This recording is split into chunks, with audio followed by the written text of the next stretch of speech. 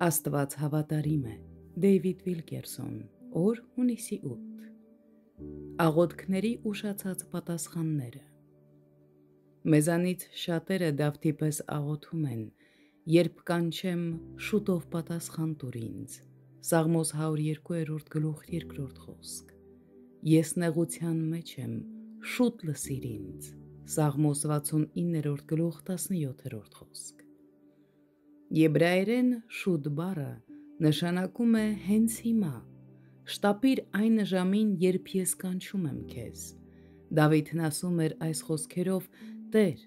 ես վստահում եմ քեզ, բայց խնդրում եմ, շտապիր։ Աստված չի շտապում, նա չի շտապում կատարել մեր խնդրանքները։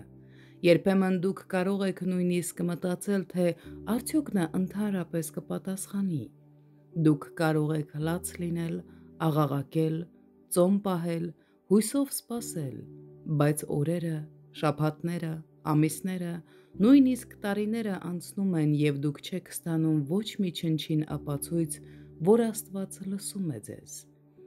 Ժամանակի ընթացքում դուք ինքներդ ձեզ հարցնում եք, միգուցե ինչ-որ բան խանգարում է իմ աղոթքներին։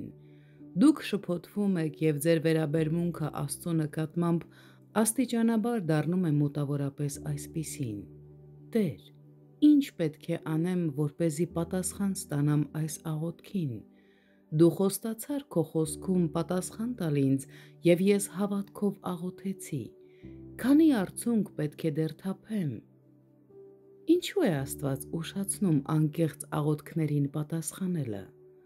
Անշուշտ ոչ թե այն պատճառով, որ նա զորություն չունի, իրականում նա շատ է ցանկանում, որ մենք ստանանք նրանից, բայց պատասխանը գտնվում է այս խոսքում։ Նա մի առակել ասաց այն մասին, որ պետք է ամեն ժամ աղոթել ու չվհատվել։ Ղուկաս 18 խոսք։ Վհատվել թարգմանված հունարեն բառը նշանակում է հավատի մեջ թուլանալ, տկարանալ կամ հոգնել, հրաժարվել պայքարից, չհարատևելով մինչև վերջ։ Գաղատացիներին ուղղված թղթում 6-րդ գլխի 9-րդ խոսքում Պողոսը խորհուրդ է տալիս. բարիք գործելուց չձանձրանաք, որովհետև իր ժամանակին կհնձեք, եթե չթուլանաք։ Տերը փնտրում է աղոթող մարդկանց, ովքեր չեն թուլանում և չեն հոգնում նրա մոտ գալուց, նրանց, ովքեր չհանձնվելով սպասում են Տիրոջը, մինչև նա իր գործնավարտին կհասցնի, և նրանց սպասման մեջ է գտնում, երբ իր պատասխանով այցելում է նրան։